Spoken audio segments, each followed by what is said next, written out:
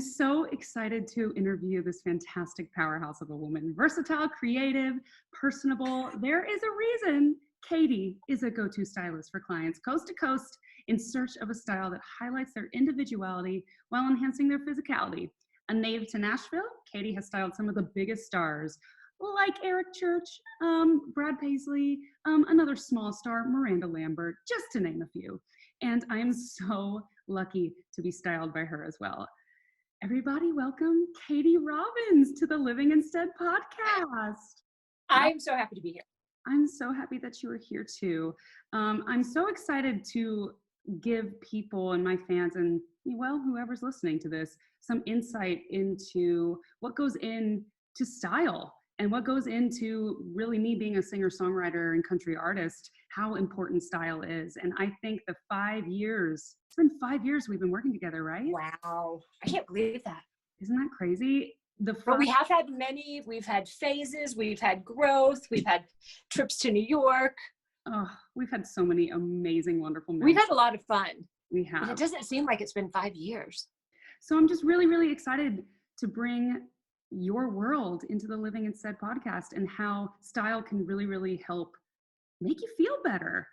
Yeah. I want to start with your story. Where did style come into your life? Was there one moment that you for sure knew you were going to be a stylist, or did you grow into loving fashion? What's your story? Okay. The long or the short version? I would love to know the longest version you have. Okay. Well, it's not going to be the longest because we'd be here for a while. Okay. I loved playing dress up as a kid. They say, if you want to figure out what you want to do in your life, think about what you loved to play. And I loved playing dress up. I had a trunk of clothes, of vintage dresses from my grandmother and my aunts, and I loved playing dress up. And then, I don't know, I always just loved clothes and fashion, even though I was a tomboy when I was a little kid. I started a fashion column in the middle school newspaper because my 7th grade English teacher liked these purses I would bring in. I had a clock purse with like a working clock with hands, like, the minute and the second hands. I had a phone purse, which had like the receiver, and it had a cord that you would plug into a phone jack, and you could use the purse to talk on the phone. It had a keypad on the front. I had a radio purse, which was like a big, huge shoulder tote that had batteries in it and a dial and a volume button, and it was a working and a big speaker. So my 7th grade English teacher asked me to start a fashion column, and we called it Katy's Collectibles with K's, way before the Kardashians. And that's sort of where it all began. But I had no idea. There was no such thing as a fashion stylist. You worked at a magazine or you were a clothing designer or whatever. And I was raised to be in the music business as a music publisher. My dad was a songwriter. So, but I guess I'm getting ahead of myself. My best friend in high school, Amy Dickerson, she's an amazing celebrity portraiture and travel photographer. You'll see her work all over the place, like lots of magazine covers in the New York Times, anthology magazine, covers of Garden and Gun, covers of, so many different publications. But in high school, we would do photo shoots, like for fun. We would get a concept together, ask our friends to be models. And I would strangely do the makeup, even though I'm not a makeup artist now, and get all the clothes together and sometimes be a little model in it and do photo shoots with her. And so, but even then I had no idea this is what I wanted to do. You were Instagramming before Instagramming became a thing. Oh yeah.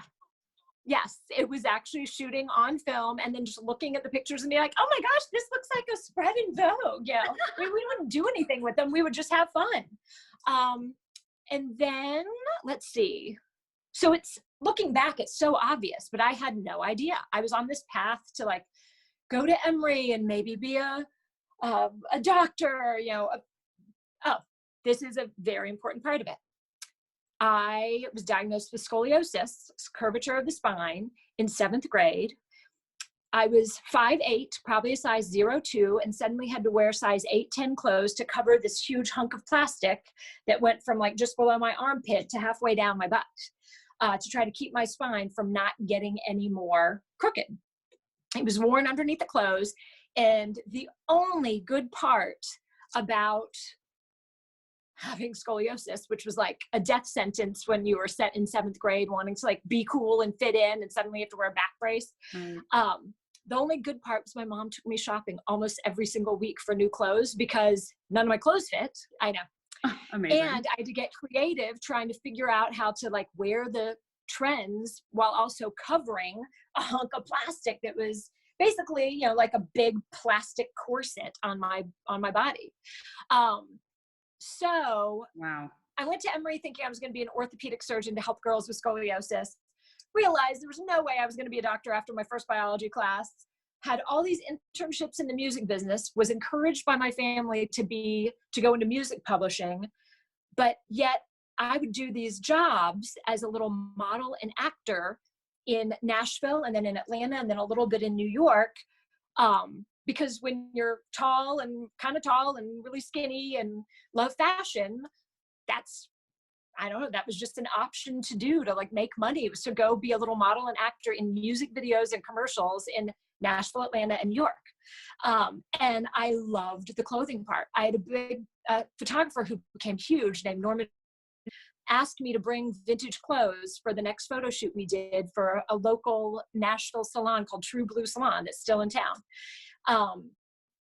And looking back, I was only 16 years old. Like, it should have been obvious, but I had no idea this is what I wanted to do because I thought I might be a doctor. I thought I might be a music publisher, but right. Looking back, everything was leading to this. But once again, fashion stylists weren't a thing. Like, people found their own Grammy dresses at that point. Like, you could either design clothes, work in TV and film in the wardrobe department, or like, you know, work at Vogue. And fast forward to realizing I didn't want to be a music publisher, realizing I didn't want to be an actor, but always hanging out in the wardrobe departments and having wardrobe people ask me if they could borrow my clothes for like extras. And me having to look at my life and go, wait a second, what am I good at? You know, I don't want to be obviously a doctor. I didn't want to be in the music business. My father had passed away and we didn't need anyone to be pitching kind of needed someone to pitch his songs, but he wasn't alive and writing and needing me to run his publishing company like my parents had wanted me to do.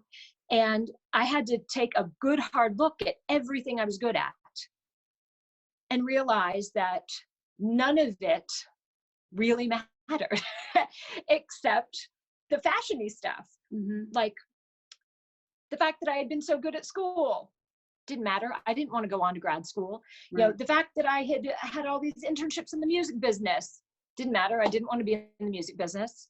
But the fact that my friends all asked me like what to wear and what looked good on them, the fact that I would go be an extra on a show like Sex and the City and the people in the wardrobe department would ask me to bring 3 outfits and everyone else got to go to the wardrobe truck and I was so jealous, but they asked if they could borrow my clothes for the other extras. How was that a talent? You know, to hear about a concept like, oh, you need to be a lady who lunches and then a downtown club kid for the second shot. Bring 3 options for each, you know, primary colors for one, pastels for another, no big patterns, go. And to be able to bring those clothes from my closet and have them say, this is exactly what we want, was a talent. You know, like I hadn't been trained in it. I can't sew a button. I still can't. I cannot draw. I can't sketch a gown. It's something I'm actually quite ashamed of. Like, I wish I had gone to fashion school. But how is that a talent? To hear, like, this is the concept, to look at someone's body and then choose clothes that would be best on them. How can I use that to make a living? Mm-hmm. And I started talking to everyone I knew. This was in New York City. And one person said, oh, well, maybe you want to be a buyer. You could go to the buyer's training program. Another said, well, you should try to work in a magazine. Another said, you should get a job in the wardrobe department of a TV show. And I was bartending at a place called Flute, and my friend Claire Picacia, who now produces like commercials. She produced movies for a little while. She was interning in the wardrobe department, or no, in the production department of Sex and the City. And she said, hey, Katy, they're firing all the unpaid interns at Sex and the City because they're doing such a crappy job. You would be so good at this. Do you want to come work for free at Sex and the City, the TV show, in the wardrobe department? And they feed you and they give you a MetroCard to get around. And I was like, okay, done. So I was the oldest unpaid intern, bartending at night, working at Sex and the City by day for one summer, and fell absolutely in love with it, surrounded by the most amazing clothes, getting to see all the actors, just, carting around like $100,000 worth of Gucci bags at a time on the subway, just hoping no one would knock me over the head and take them back to Long Island City, to Silver Cup Studios. And I was like, oh my gosh, like doing something like this would be amazing. Well, at the same time, one of the girls had interviewed at Teen Vogue, but she didn't want the job. And she was like, you should apply for it. So I applied to run the closet at Teen Vogue, got all the way up to the then editor-in-chief, Amy Astley. They offered me the job, said it was going to pay almost nothing. There would be no room to move up, only laterally, that I was overqualified. They were going to pay me $20,000 a year. And I almost took the job because I was like, oh my gosh, it's Vogue, but it's Teen Vogue. It's Condé Nast. And at the same time, I got a phone call. One of my friends who was a publicist assistant had met a stylist, and I didn't even really know what a stylist was. I thought she was a fashion editor. And she had gone through 7 assistants in 7 months. Oh boy. And she couldn't find anyone good. And I was like, oh, great, and she hired me to come work for her. She was a celebrity stylist. She did a lot of Victoria's Secret stuff and all like Heidi, Tyra, Giselle, Adriana Lima when she was a baby, and Alessandra when she was a baby. And we did Catherine Zeta-Jones the year she won the Oscar, and Demi Moore when she was doing like every movie in Hollywood. And I went to assist this woman, and I fell in love with it. It was something that I had no idea even existed. She didn't work for a magazine. She didn't work for a company. She worked for herself. She had all of these different clients. It was different every day. She worked with the biggest models, the biggest celebrities, the biggest photographers, the biggest hair and makeup, traveling the world. It was always like St. Bart's, Miami, LA, just dealing with the biggest designers and the biggest people. And it was so exciting. And it was totally Devil Wears Prada. Like, she treated me like crap. She hated me. So that is a reality. So that when you saw that movie, you saw. Oh, yes. Yes. I was like, it brought back, I laughed almost till I cried because it brought back so many memories. We traveled so much. She was always yelling at me. She hated me, but yet she kept me on because I guess I did a good enough job. And looking back, I think I only did an okay job. I just tried so hard, and I guess I did most things okay until she fired me after a year. But it was an amazing experience. But right at the beginning of that, I had to choose between waiting a month before Teen Vogue relaunched because they took a hiatus, and then going to work for this person right then. And she said I would have time off to do some of my own projects because I was doing some of my own small shoots with Amy Dickerson, the photographer best friend who we had grown up together doing fun shoots. She had moved to New York with me, and we were doing little shoots together. So I knew if I worked for this, freelance stylist, I would get to do some of my own shoots and have a little time off. If I worked at Teen Vogue, I would never have any time off. And they told me I was never going to move up at Teen Vogue. Like, I might move over to another magazine. And it was the biggest decision I had ever made at that point in my life, because the trajectory would have been so different. And I think I really made the right decision. So I chose to go with a celebrity stylist, and it was the best decision I ever made. I mean, who knows? Maybe I'd be the editor-in-chief of Vogue right now. Seriously, doubt it. I think I would have been eaten alive. I think I would have hated the corporate ladder. I think I would have hated the politics. I would have hated having to wear high heels every day. I loved that every day was different. Every client was different. And just working with really interesting people. And so that's what I did. That's how I got started. And I did that for a year before she fired me unceremoniously. And I was like, what am I going to do now? And I said to myself, you know what? F it. I'm a stylist now. I called every single person I knew and I said, I've gone out on my own. Truth be told, for the next year, I assisted some other stylists here and there, like 50-50 doing, and I assisted at W Magazine and Women's Wear Daily and W Jewelry.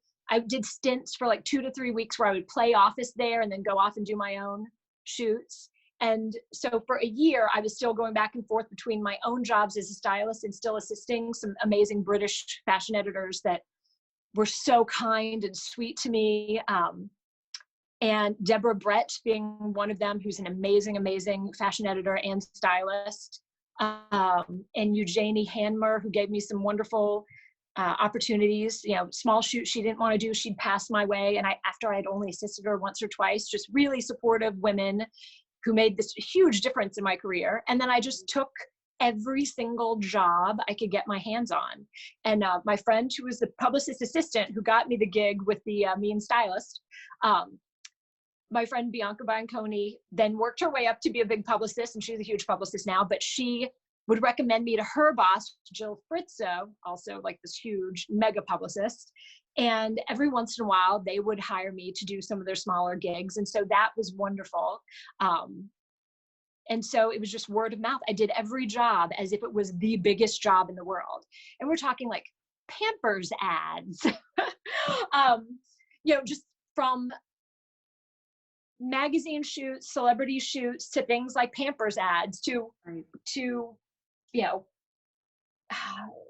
pharmaceutical ad campaigns, like anything I could do to get paid to dress people, I did. And it just, built up and built up and built up. With each oh my job, gosh, that was so long. I'm so sorry. God. No, that was perfect. And I'm sure with each job too, you learned something completely different. Oh yeah. And it was dressing people in completely different scenarios. Oh yes. I mean, because it was one day, one of my first big gigs was dressing Debbie Harry and Blondie. So that, oh my gosh, talk about intimidating, a style icon. Right. And I'm sitting there being like, I'm going to style you, and then also trying to figure out how to handle the different personalities. The woman that I assisted who, was very Devil Wears Prada with me, she was a great stylist though. She still is a great stylist, and she was great with the clients. And I think doing all those different types of shoots with her, I observed how she kind of dealt with people. And then sometimes she would make me wrangle the models, who just wanted to be playing like on their little Nintendo thing, or I don't even remember what they were called. Like sometimes I would have to deal with the people and the personalities. And so it really helped me learn how to deal with clients and, publicists and managers and agents and photographers who have attitudes, and creative directors. And it was a wonderful learning experience, learning by just observing. And then every job I did, I learned something.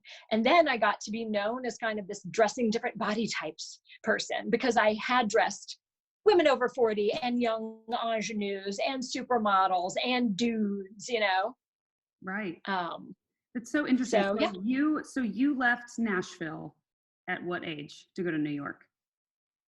Well, I left Nashville at 18 to go to college in Atlanta.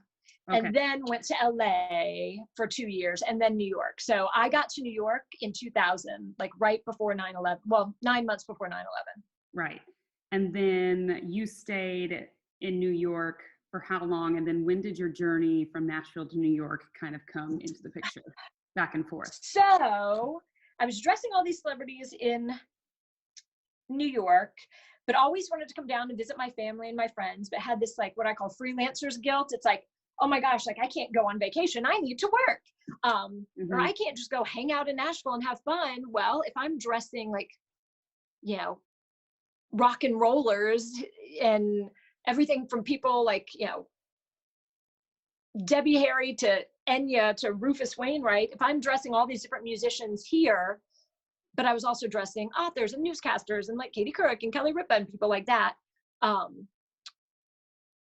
why can't I dress musicians when I go home to Nashville? So I guess it was my first country singer client was Carolyn Dawn Johnson, and Wade Hunt, who was head of creative at Sony, hired me to dress her. That must have been 2005, maybe? I don't, and I met with a couple of people here. I had some really great friends who introduced me to some people who then were like, you know, we might want to take a chance on this New York City stylist who used to, you know, who's from here. Like, she kind of gets country music, but she knows about fashion. And Wade Hunt, who was at Sony, was the first person to kind of take a chance on me. And then he hired me for Brad Paisley and, oh my gosh, Chuck Wicks and the Texas country guy. Pat Green? Pat Green. He hired me for Pat Green. And I started just coming down here every once in a while, a few times a year, and dressing country singers. And then who did I meet? Then Regina Stuvey introduced me to Joanna Carter, who was head of creative over at Capitol. And she hired me for, actually, I think Walker Hayes was the first person she hired me for. Then she introduced me to this guy named Eric Church, who wanted a new direction with his style. And we got stuck in a blizzard type thing in Nashville, where it took us 30 minutes to get to his house, but 2.5 hours to get back to Capitol Records. Wow. And it was on Valentine's Day. I remember this. And I had to go and meet Eric and his wife, Catherine, and look at some, you know, style inspiration kind of things that he was into, and some books, and talk about some of the stuff in his closet. And it was kind of a get to know you session.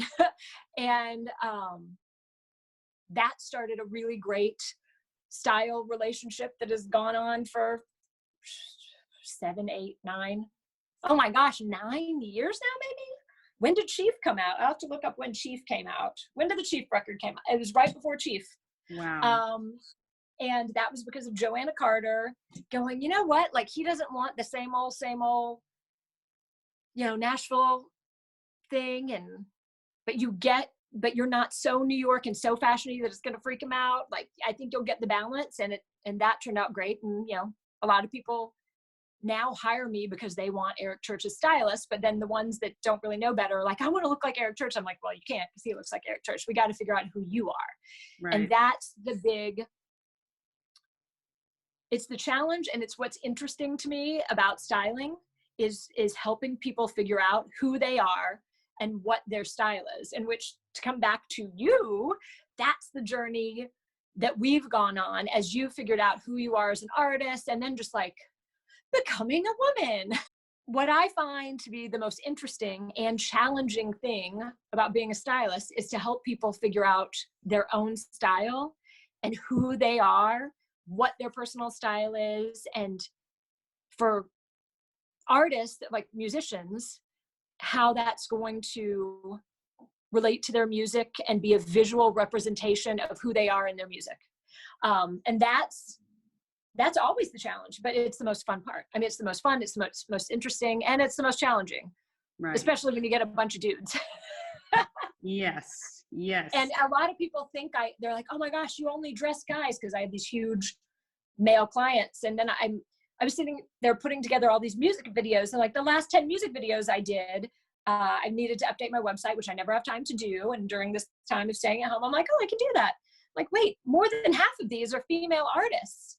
It's just that whole thing that if you look at a country chart in the top 20, there's 2 females and everyone else is man. And that's why people think I only dress men in Nashville. But in New York, people thought I only dressed like gay men and women over 40. And here they think I dress like ingenue females and hot dudes.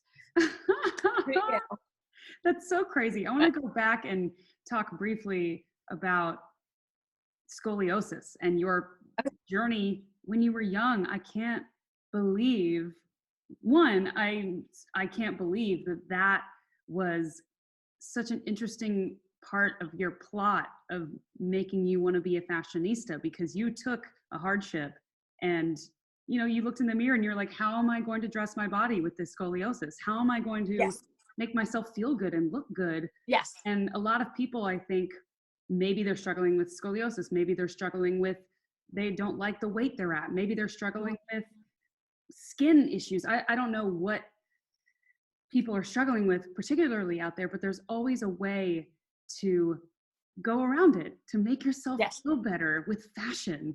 You know, dress, Yes. if you're not feeling so hot, you could throw on some earrings or throw on a, you know, I have a headband on right now. You can throw on something that makes you feel good and really inspires you. So I think it's just a really interesting, from such a young age, you had that hardship and you turned it into something that is your career now, which is mind blowing to me. And it was just a step in the process. Like, I already loved playing dress up. I already loved clothes. And And let's then be honest, I wasn't thinking of it in any deep way. I was a 12-year-old girl who was starting, you know, middle school, who just wanted to be cool, you know? yeah, And then I soon realized that I didn't want to totally fit in. And so I did wear some crazy, weird stuff. You know, I remember the one mean girl, but it turned out she was just like, you know, as my mom said, she's just jealous. But I guess, like, you know, she liked some boy that I liked or something. But I remember her making fun of me because I wore these like huge flared pants and this funky hat. And, you know, I took some chances expressing myself through fashion because, honestly, what else could you do in Hendersonville, Tennessee? And, you know, I don't know. I just loved it. It was a way to express myself, but I wasn't thinking like, I'm going to make myself feel good. But I was doing it because it made me feel good. It made me feel like, okay, I don't just have to wear a sweatsuit to cover this up. mm-hmm. And I get to go explore all these stores. And it was great that my mom let me do that. But it also, there wasn't that much. I mean, there were mall stores. It was Rivergate Mall. So then I would go vintage shopping and get stuff from my grandmother's closet and, you know, have it tailored and just try to put things together in interesting ways and like look at Vogue. And I would love like getting Vogue in the mail and go down my long driveway with the Vogue. Like, I can't wait to read it this month. And it was during like the height of all the original supermodels. So Linda Evangelista, Christy Turlington, Kate Moss, Cindy Crawford, and all of the Stephen Meisel shots and the Peter Lindbergh stuff. And I just loved it. And I ate it up and I tried to figure out how to do similar things on myself. And I don't know, it was fun. It was fun, and it did make me feel better. And I always think, if you like your outfit, this is the thing. Fashion is fashion, style is style. We're not curing cancer. But when you put on something that makes you feel good, you're just going to move through the day a little better. And, you know, and if I throw on something and I haven't like really thought about it or looked at it too much, and then I figure out that I don't love this, you don't feel quite as good. I mean, I always just try to do something else to make myself feel better, you know, like put on lip gloss. Yeah. But, you know, like when you look in the mirror and you are like, damn, I look cute. Yeah. You go through the rest of the day just feeling a little better. You do. You really do. It might not be, you know, like the deepest thing in the world, but it's real. It's real. It's real. It's 100% real. And even going back to when I was a little kid and thinking about, you know, I didn't necessarily register like singing was making me feel better. I just knew it felt good to sing and express myself and to play music and to sing music. But I find it really, really interesting too. Like you were saying how you knew you just wanted to help people. You thought you were going to be a doctor and help little girls with scoliosis, but then you in turn still ended up helping girls like myself and people through fashion. Because I'm not gonna lie, before I met you and I dove into, you know, being this whole fashionista that apparently I am now, I did not know much about fashion. I didn't really care to know much about fashion, and I didn't really understand the importance of fashion. And I think when we first started working together, I had already been out on the road doing radio tour, wearing these dresses and these skirts that I thought were just so adorable, and they just really weren't. They were just so bad. I mean, like, I was like, I should have been in the window of like an off-brand Anthropologie. It was really oh no, it was so bad. But I remember one of the comments from radio tour. I remember my manager sitting me down and saying, well, people just don't think you look like a star. And I've never forgotten that. I've never forgotten Okay, well, that. that's harsh. That's harsh. It's really harsh. There's a lot of harsh things that made me live in my head, and that was one of them. And I started to really internalize, well, maybe I'm not a star, and there's no way out of this. What, maybe I just wasn't born to look like a star. And at the end of the day, it was just a tiny little tweak of just knowing what looks good on my body. And there's little tricks of the trade, again, that a stylist can bring, like yourself and like me and you. We've gone through so many things, like shoes are my thing. We have decided that shoes and jewelry are my thing, and that is what separates the Olivia that wakes up in the morning and is pouring her coffee versus the Olivia Lane that walks on stage. Because I'm all of these women, but in certain rooms I have to look like me, the artist. But now, even when you go to the airport, when you can go to the airport, and hopefully it will be soon again, you now have your airport outfits that still look like Olivia Lane. Because, oh my gosh, the people you see in the Nashville and the LA and the New York airports, it's crazy. I mean, I always am seeing clients, potential clients, people from record labels, managers, people who hire me, people I want to hire me. I see them at the airport. Yeah, about a year ago, I made the horrible mistake of going to the Nashville airport on the way to film Songland, actually. And the entire plane was filled with Eric Church's everyone. The whole plane. The whole like label, the whole band? The label, was the JoJo band. On there? Was who? JoJo? Joanna Cotton? She might have been. I'm not sure. I was mortified, and I tried to keep my face down because I did not wear makeup, and I was in the most basic clothing. I knew better. I had my airport look, and I just didn't wear it for some reason. I don't know why. I think I was just not feeling hot that day, and I was running late for the airport. And that's when you need your outfit even more. And your hat. Exactly. Exactly. It cost me again. And I went back to that voice, that living in my head of like, oh my gosh, you blew it. Like, this was an opportunity to look like an artist. This was an opportunity to show up and be your best self.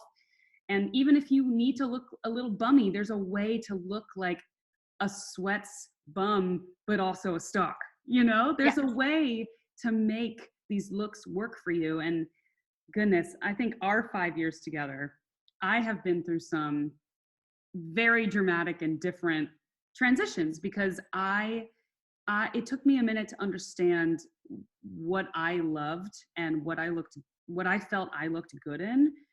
And it can take a minute sometimes. Like, especially someone who was not very fashion oriented in the beginning, it took me a minute to sort of go this rock and roll direction and then go this other softer direction and then kind of veer over here. But it also was very dependent on my music. And I think and you were on a musical journey, and like you were developing and changing, and all artists do that.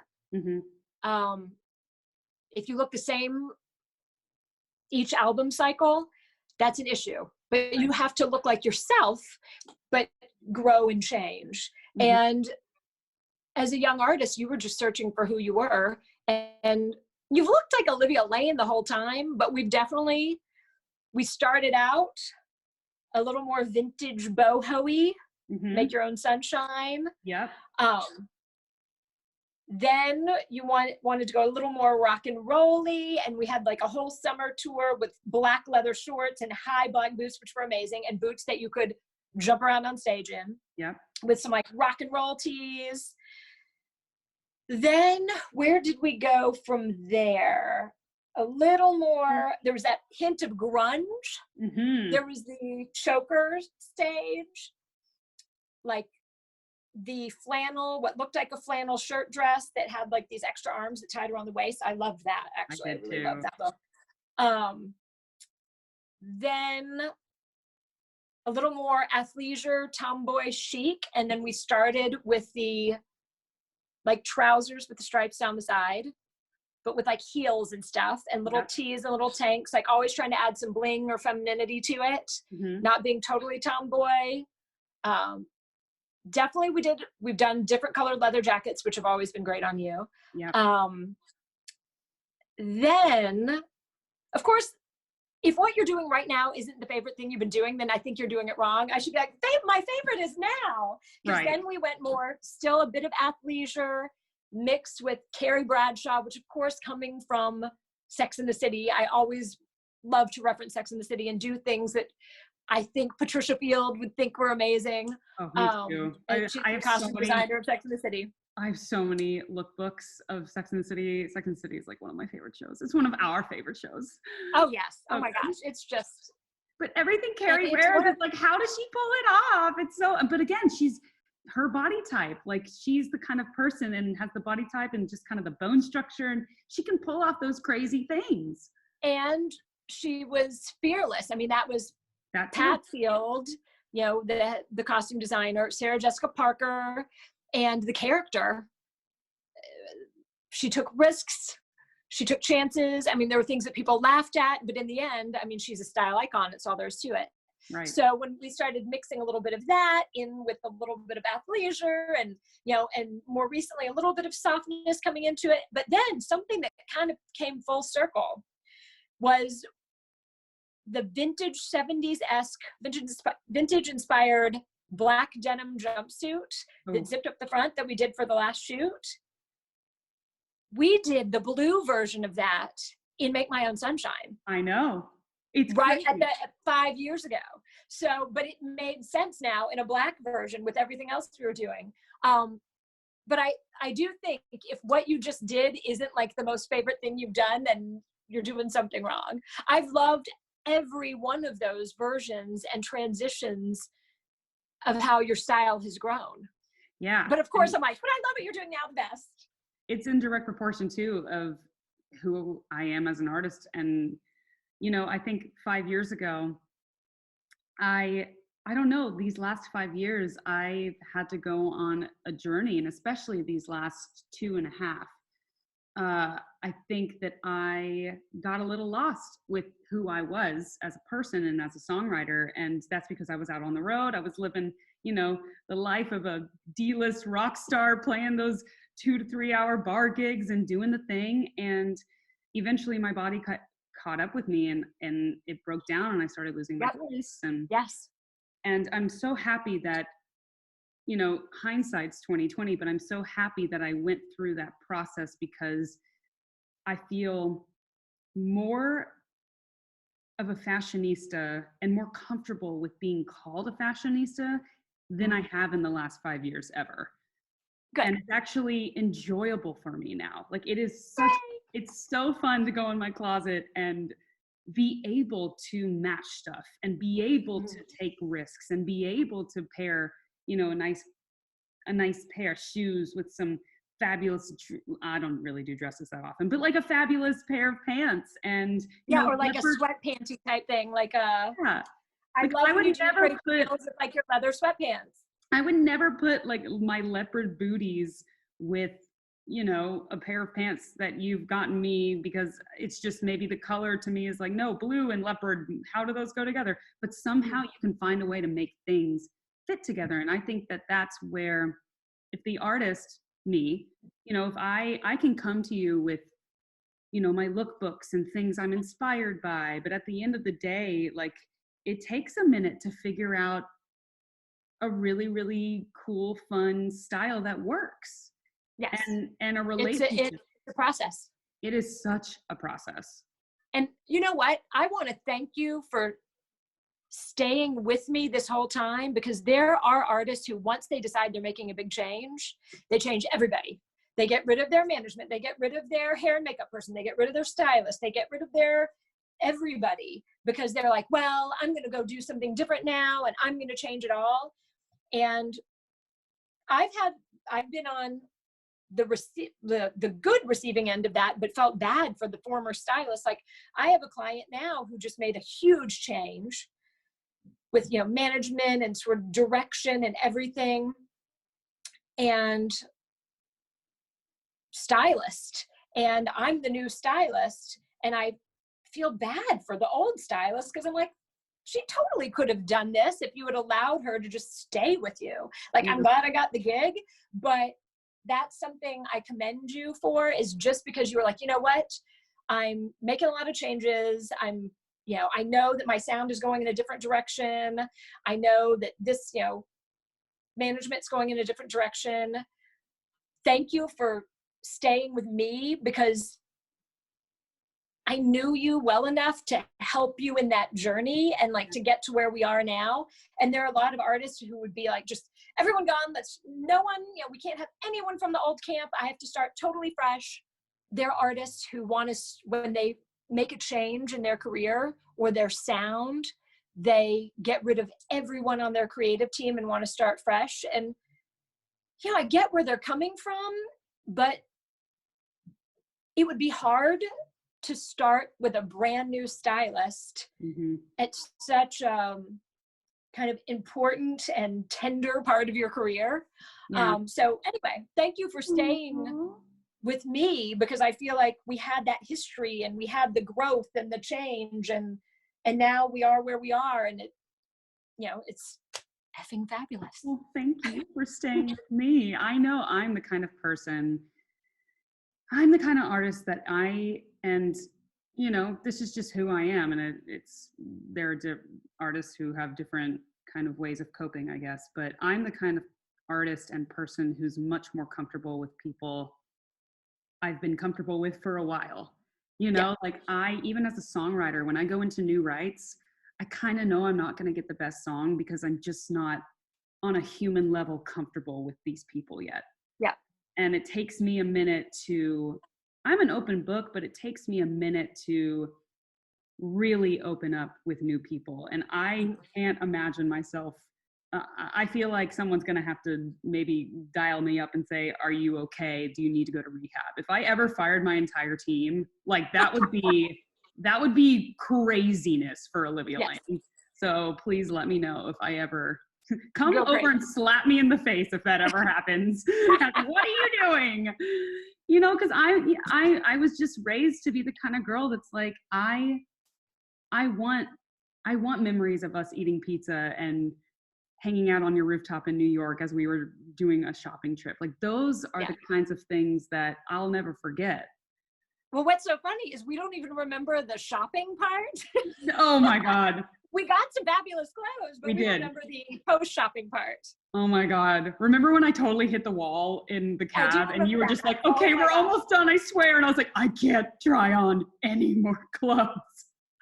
And I can't do New York. I'm exhausted. Oh my God. And I've never seen you tired before, ever. Yeah, I don't. And then you got a total second wind after we went to Lupa and had pasta and wine. But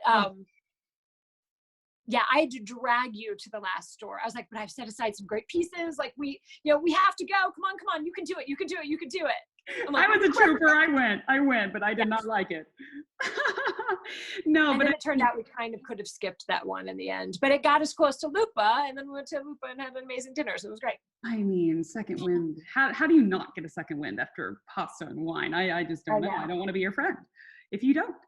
Oh my gosh. Well, yeah, I mean, it's just, I'm so thankful that you've stuck it out with me too. And again, just, you see so many artists go through their past and their journeys, and you have to show up for them in the moment that they're in. Yes. And you have to And some of them aren't the best moments. Some of them are not the best moments.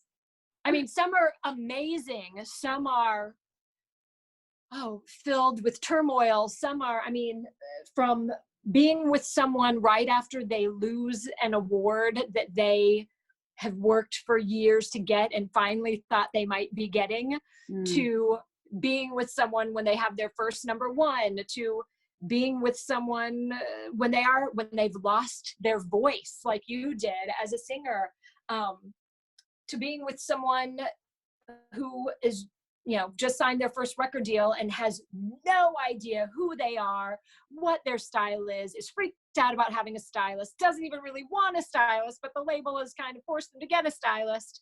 It's, people at the beginning, people at the middle, people who've been high up in their careers not doing as well, people who are at the height of their career. Like I've kind of seen it all, and it's an emotional journey. What I've learned about myself is that I am not really a fashion person. We keep saying fashion, and yes, it is fashion. Clothes are fashion. I'm more of a style person. And what I realized and why I did make that, it was a good choice that I did not go to Teen Vogue, is because I'd be bored if it was just about fashion, if I was just dressing models, if it was just about the clothes. I kind of get annoyed at how fast the clothing cycles are going and changing. And there's a new fashion week literally like every other week, and in some part of the world. And I get bored. Mm-hmm. What I realized is that I like to dress people, and I like to help them create their style, and I like to help them figure it out, and then figure out that journey and figure out how they can be even on brand, which I used to be like, well, who wants to be on brand? You know, now to me, it makes total sense that you need to look like yourself every time you step out the door, that as an artist, you need to be recognizable. If you change too much from day to day, especially at the beginning of your career, people won't recognize you. Mm-hmm. And I'm interested in the people. Yes, it's the clothes. I mean, I search for the clothes. I find the clothes. I try the clothes on them. I try to talk them into what I think is going to be best for them. I collaborate with them, and I listen to them, because sometimes I'm not right. Sometimes they say, but blah, blah, blah, blah. And I'm like, oh my gosh, you're totally right. That would be too much of a change from what we did last time. Mm-hmm. Or yes, that is your brand, and this is recognizable, but let's do something different for the red carpet. Like, I've learned from my clients as well. But it's about the people. Like, I'm interested in the people. If it was just the clothes, I think I'd be bored every day. You have such an amazing personality, and you are able to field. I've seen you in action. I mean, you just field personalities all day, and you are everyone's best friend. You really are. And I think to be a super successful stylist, you have to be able to dive into different situations all the time. I mean, I think also too, being an artist, like from my standpoint, like I have to field different personalities, and then you get both of us in the room and we're just like both fielding. And again, like you said, it's a collaboration. And I think back to what you said about artists who kind of come in and sometimes dismiss all their entire team, you know, who knows what their reasoning is, but I hope that I'm just not afraid. And maybe these artists are afraid to, maybe they're not, I don't know, but I'm not afraid to have the uncomfortable conversation with you. Like, I'm not afraid to say, I hate that. And you're like, great, moving on. Like, no ego. Like, it's just. And even though I'm a sensitive soul and I'm a Cancer, I always tell people, don't be afraid to tell me you hate something. I didn't make this. I didn't sew it. I didn't design it. I just pulled it as an option for you. And I always tell them, I'm not going to try to talk you into something that you are really uncomfortable in, but I will try to talk you into at least trying on a couple of things that I think you might really like once you put them on. But I'll never, if you hate it, I'm never going to be like, you have to wear it.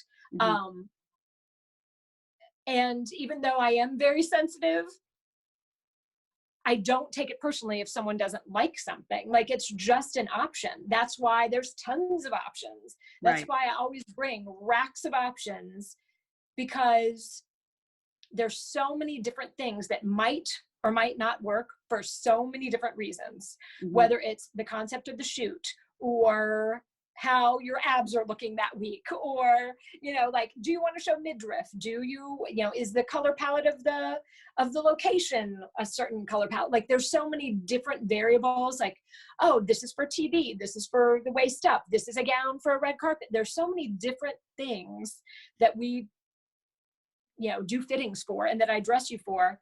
If I didn't have tons of options, that'd be a problem. And if I took all the no's personally, that'd really be a problem.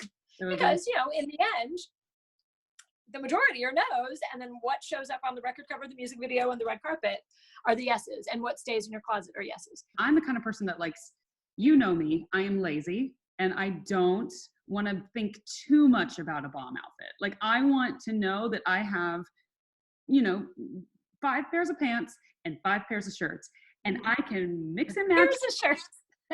Did I say 5 pairs of shirts? Okay. So I have 5 pairs of pants and 5 pairs of shirts. Okay. I've got 5 pairs of shoes. She's a fashionista. I have 5 pairs of shoes, 5 pairs of pants, and 5 shirts. And I can mix and match match all of them and I don't have to think about it that often, but you work with me. You're like, okay, Yes. and you've learned that about me, and it's taken time to learn that about me. But let's be honest, it's not 5. It's more like I think I have 15 pairs of pants, like 30 shirts, and like 50 pairs of shoes. True. I do have lots of shoes. And 50 pairs of hoop earrings of various sizes, colors, and bling. So many earrings. I do love jewelry. Oh my goodness. I know.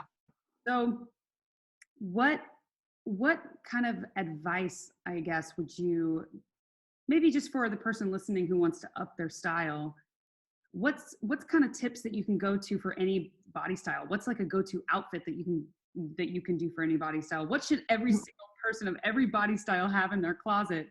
Kind of talk a little bit about dressing for every kind of body shape and size. Okay. Oh my gosh, this is a loaded question with so many different facets. But my first thing I do when thinking about dressing someone is what is going to look best on their body. Not like what's the trendiest and what's the coolest and what's the, like, oh my gosh, like this Gucci thing is so in style, like you have to wear it. No, my first thing is what is going to look best on a person's body. When I am like going through stores and showrooms looking for pieces, my first focus is thinking about their body and the pieces. I don't even look at color. I don't look at style first. I look at shape, then I look at color, then I look at style, and all has to be great. But the number one thing is they need to look as long and lean and have their best assets showing and whatever they may feel comfortable not showing covered in this piece. And that is like the thing I think about the most. Shape is always first. Shape and fit, how I think it's going to fit. Of course, you learn just with experience what you can look at something like, I think that's going to fit well, but really you have to try it on. So it's all about fit and shape is first. So if you know that, I don't know, let's say, a big kind of round neck is not attractive on you, and you felt, or maybe for some people it's a high neck, makes them feel too busty or wide. If you know that doesn't look good on you, but you're like, oh, but the color's so nice and I like the details. Go to the next thing, which is more of a shape that fits well. I mean, and of course there are exceptions to every rule, but some people are just like, I love the color, I love the style, it's such a cute top. But if the top doesn't look cute on you, it doesn't matter how cute the top is, you're not going to feel good. It doesn't matter if it is, the latest thing off the runway, like this cool off-white oversized crazy thing, and you're like, oh my gosh, I'm so into this. But if you look in the mirror and you don't actually feel good in it and feel like you look attractive, and it doesn't sort of accentuate your, the best parts of you, then there's no point in wearing it. Right. And I know, some people buy things that don't look that good because, oh my gosh, it's on sale, or I love the color, or I love this brand, or, oh my gosh, I can't believe I got a Prada dress for only $50. But then it sits in their closet because it accentuates things they don't want accentuated and covers up things that they should be showing, or vice versa. So to me, it's the shape and the fit are number one. Of course, I mean, it almost feels like cliche to say a great fitting pair of jeans, but that is like, you asked, what is the one thing that everyone needs, like every body type needs? But the number one piece would be an amazing fitting, flattering pair of jeans. I don't care if you are a size 0 or 00 or a size 22, you can find a pair of jeans that works on you. And that is probably like the number one most important thing. Perfect. I know I go back to shape and fit too, for me personally. Like I know, and you know this too, I like showing off my midriff, my little. You got abs. I got abs. Girl has abs. Exactly. I'm very jealous of your abs. Thank you. Well, I'm jealous of and you work hard for them, and you deserve them. I do. Thank you. I do. But I'm jealous of your long legs and arms, and I just don't. I have more of a muscular body. Like Yeah, you're sporty spice. I'm 40 spice, exactly. So my arms are kind of like a thing for me. I don't really like showing off my arms. I don't like wearing really tank tops. I've gotten a little bit better about it, but and I don't really wear dresses. It's not really my thing. I don't feel comfortable in dresses because I'm just not quite comfortable with my legs. But all of us have our things that we're super comfortable with and super not comfortable with. Yes. And for me personally, like I just like showing off my abs. So then you go and you get clothes and the shape. If that's a checklist for you. It's like, well, Yes. This is cute, but it would be cuter if it was a 2-piece so it could show off her abs. So we're gonna move Yes. on. So Yes. it's like just knowing what parts of your body you like to show off. And honestly, it took me a minute to want to show off my abs. I feel like you were instrumental in being like, no, you need to show off your midriff. It's like your thing, know? Fashion is so confidence building too, because when you put on an outfit, especially like those, we were doing 2 pieces there for a minute, and I still do 2 pieces with my high. Oh yeah, I love a good matching set. 2 for. Yes, my high-waisted pants, man. I am just a fan of the high-waisted pants, but with a crop top. And with a crop top. But when I see myself in the mirror, I'm like, yes, girl, work. Yes. And you have to find that and then look for things that give you that similar feel. And another like kind of helpful hint, if you will. You're asking for just like kind of general helpful hints. I call it monochromatic dressing, which sounds like something you put on your salad. Monochromatic dressing. You have no idea how many people I have told about this. You explain it. So it is just wearing the same color or similar colors head to toe. It makes putting an outfit together easy, and it makes you look long and lean. And it's not just all black, it can be blue. I mean, you could do, people think, wearing white makes you look bigger. But if you're doing head to toe cream or head to toe white, that can actually be more flattering than wearing like a lighter shirt with a darker, pant. So monotone or monochromatic dressing, similar colors and tones, head to toe, even going down to the shoe from whatever, whether it's, if you're showing your legs, maybe doing a shoe that's more nude, or if you're, wearing, say, if you're wearing like a cream jean, like we did a head to toe cream look, and if you suddenly put like a black bootie or black shoe at the bottom, it kind of breaks things up. So the same color or tone in the shoe just keeps everything going long. I mean, I do it on dudes. I do it on dudes that are bigger, and I'm like, nope, we can't wear the white underneath. Like you're wearing a darker jacket with a darker toned, shirt underneath, and even with the dark suit pants. And then you got to do, the dark boot, even though he's like, but I have these like cool white and black snakeskin boots. I'm like, those are awesome for something more casual. But for this, where you're going to be seen head to toe on the red carpet, got to keep it monotone to keep you long and lean. No matter, if you're a bigger person or a super skinny person, like no one wants to not look long and lean.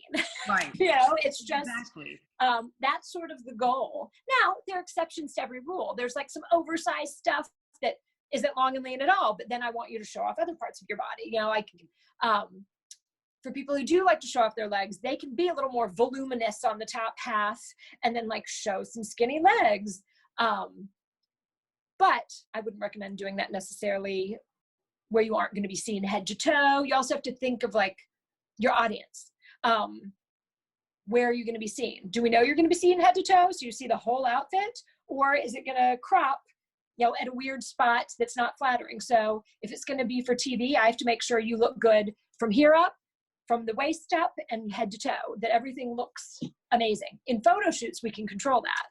Mm-hmm. We can be like, oh my gosh, this look is so good head to toe, but like from here up, it's just kind of whatever. And we know this is something we're going to shoot further away. Or if it's a piece that has really amazing details around the neck, you want to do that for more of the beauty shots and the record covers. Or even now during COVID-19, when everyone's on their Zoom calls, I have clients who are like, what do I wear so I can look good from here up? And we focus on just nice necklines and little details, or jewelry that doesn't move too much, as I wear earrings that move around. But you have to think about where you're going to wear whatever this thing is that you are choosing, and how is it going to be seen. Right. Yeah. But it's all about fit, shape, and if you can do some monochromatic dressing, Yeah, monochromatic dressing has saved my life. That is Oh, honestly. I should make things so easy too. You're just like, well, this is burgundy. I put it with burgundy. Oh, my gray jeans. I have that amazing gray sweater. Oh, I have those booties that are kind of a silvery gray. Done. You know. Thank you, Katy, for teaching me that. Can Okay. you please make some sort of like emoji thing that's like a salad dressing and it says monochromatic dressing? Monochromatic dressing, please. I'd like monochromatic dressing on my salad. Thank you. And I don't want it on the side. I want it tossed in and I mixed want it in. tossed in the mix of the salad. Oh, I want extra monochromatic dressing. extra, please. Oh, I want it on the salad and extra on the side.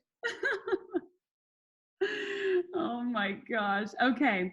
So, what would be some of your tidbits of advice for people who want to do what you do, who want to be in the fashion scene, want to be a stylist? What do you recommend? So, first of all, you'll need to edit this portion and save it so I can just send it to people, because I get emails, Instagram direct messages all the time being like, I want to be a stylist. What do I do? Perfect. This is where you're going to tell your story to them. Yes. Okay. So, well, if you want to be a stylist, everyone has a different path, but to me, the biggest, most important thing you need to do is to assist a stylist. I was styling shoots before I assisted a stylist, and I had no idea what I was doing. You know, I was doing them with my best friend, so I was kind of like getting away with it. And then I remember I had a client hire me. It was for Sirius satellite radio, and they gave me a budget, and they said they wanted the people to have 3 looks, and I brought 3 looks that fit within the budget. Like, I didn't even know. I mean, I was so new, so young, so green. I didn't even know that like the budget was what you had to spend at the end. And if they want 3 looks, you need to bring like 30, you know? I mean, yeah, right. I had no idea. I remember the car picked me up and they're like, okay, so do you have, you know, where's your rack and where's your garment bag? I'm like, oh, I have a garment bag. And it was like one of those leather travel garment bags that like, you know, I stole from my dad or something. And I had a rack that you had to put together that was like in a box from Kmart that like required assembly, not a rolling rack that came down. Like, do you have a steamer? I had an iron. I was like, it has a steam setting. I had no idea what I was doing. Somehow I managed to make it work. But that's when I realized I need to assist someone to learn how this is done, you know? So that is my biggest piece of advice, like assist a stylist.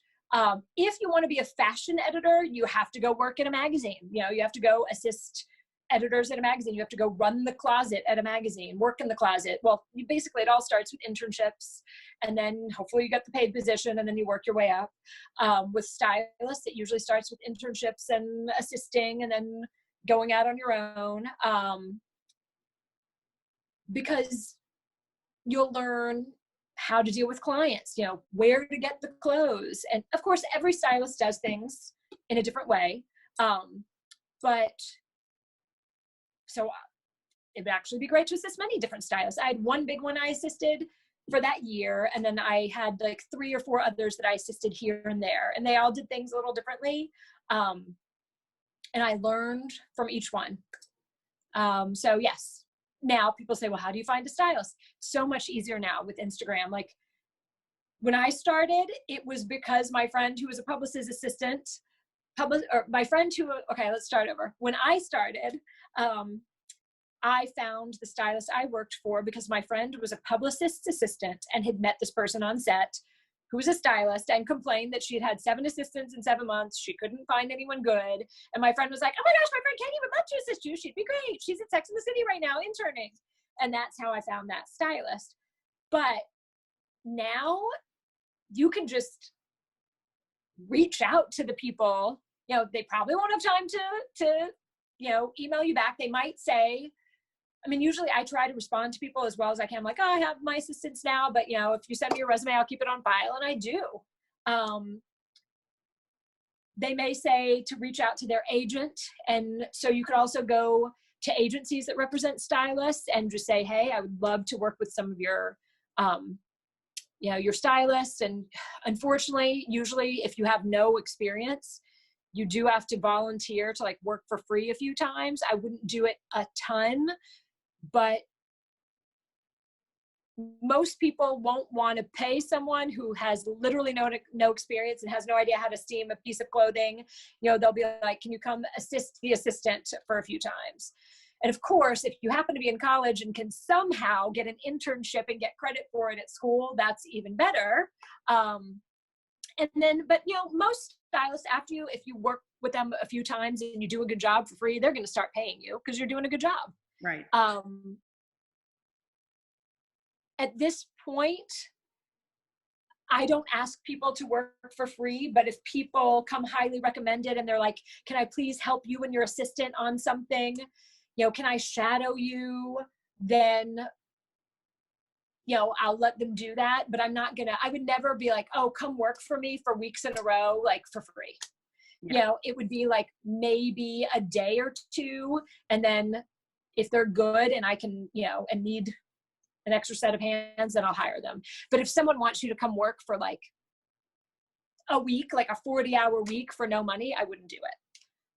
But there are people who ask for that, and there are people who do it, unless, of course, it's an internship and you're getting some sort of college credit for it or something. It's just, but anyway, you do sometimes have to work for free a little bit. And then you just bust your butt. Being a stylist assistant is just organizing, carrying lots of clothes around, unpacking boxes, unpacking garment bags, keeping track of stuff, photographing stuff, steaming stuff. You know, I call my job being kind of a chic bag lady when I'm just running around carrying tons of bags of clothes, but it's being a stylist assistant is really being a bag lady. You gotta do a lot of stuff you don't love. Lugging. You gotta do a lot of stuff you don't love to do in order to do the stuff you love sometimes.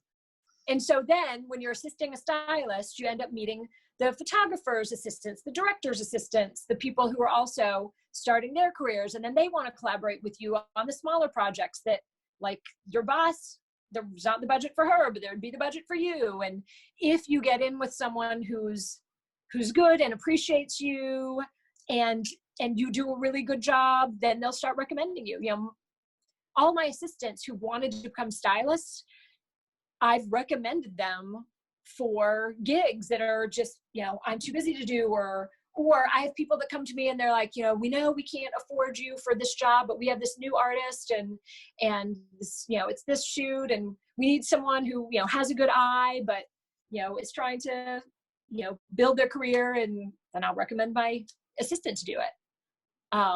And if you get lucky, you'll get a stylist who will do that for you and it'll help you build. Like I had a couple of stylists that I mentioned before who did that for me. So that's why you assist a stylist.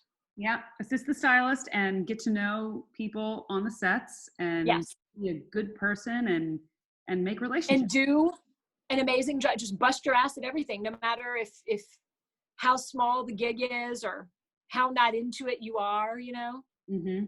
Like, you know, okay, you may not be a country music fan, but don't be like, oh, this is stupid because you're on a country music set, you know, like there are people who would kill to be on that set. Totally. So bust your ass and act like it's the most important job you've ever done. Right. Even though you really want to go be doing your own thing. Like, you know, you're an assistant. That's why you're on set. You're there to assist and you're there to learn and you're there to observe. Right. And just take the opportunity. I was thinking when you were talking about not living in your head, what I think about fashion and style is that you have to think about it for a little while. Put together the looks so that you don't have to think about it anymore. Amen. So, amen. Yes. So you take a little time to think about it, get it right, and then stop thinking about it, and then you live. So that's why if something is like too tight or you weren't totally sure about it, like you're literally going to stop and look in the mirror all day and be like, or yank, or it's not comfortable or whatever. So if you take the time to think about it ahead of time, then you don't have to think about it anymore. So let it be in your head while you're figuring it out. Usually less is more.